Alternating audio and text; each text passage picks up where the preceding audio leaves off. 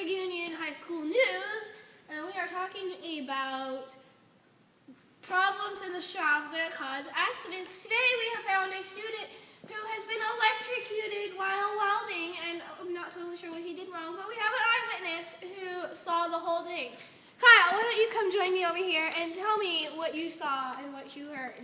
What happened? What I saw was Billy Bob was stick welding, and he was finished with his first weld and dumped a piece of metal in the water to cool it, and he pulled the metal piece out and immediately started welding again. From there, the water affected the current of the welder and shocked him. And what I heard was, I was standing over there, you see, and I heard a pop, a thud, and like a smack on the ground, and it went pop, thud, and a smack on the ground. Did it scare you at all? Nah, I don't usually get scared very often, but that time it did, kind of.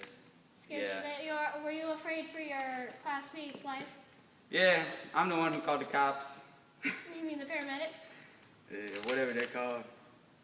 Yeah, okay, so thank you for your time, Kyle. We are going to come over here and we are going to talk with our student, Justin, and he's going to tell us how you should react when somebody gets shocked and what you should do to avoid getting shocked. Justin, why don't you explain to us? Alright, well, the first thing you do after you're done and you're about ready to go and cool it is you let it sit for a couple seconds. Just let it sit there. You just let it cool so nothing's popping on you, nothing's sizzling. And you take over here, you walk over here and you take one of these tools. There's tools all over the shop. Take this tool to get the piece that you were welding. You take this piece, after it's cooled, and dump it in the bucket for about a minute. About a minute, as I said.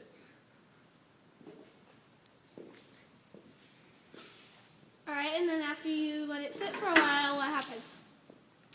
Well, you see it's cooling it, right? So then, as soon as you put it back on here, it's going to be cold enough to weld on it again. But you don't weld on it until it's dry, so you let it sit for a couple seconds. And if you're going to be impatient, you can always take a rag somewhere. I'll find a rag right over here. Follow me.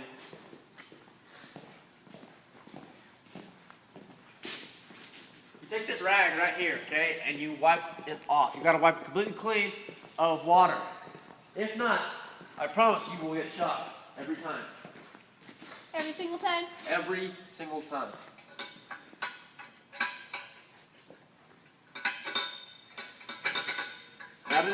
Now that it's dry, on both sides,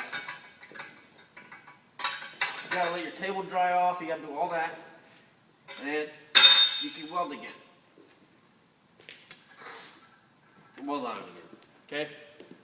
Well, thank you, Justin, for explaining how you should do the procedure, but what would we do if we found somebody shocked, as Kyle found the one student? Well, first thing you do is make sure everything's off, such as the welder. In this case, this welder is off, but it's got the ground on it and it's still plugged in. Okay. So it's off. It's not creating electricity, which is okay. But first, you want to, make sure everything's off. Don't stand near him because he still might be getting electrocuted. You never know. You touch him, you'll end up getting shocked yourself. And that's bad. And that's bad. Okay. The second thing you want to do is go talk to your teacher.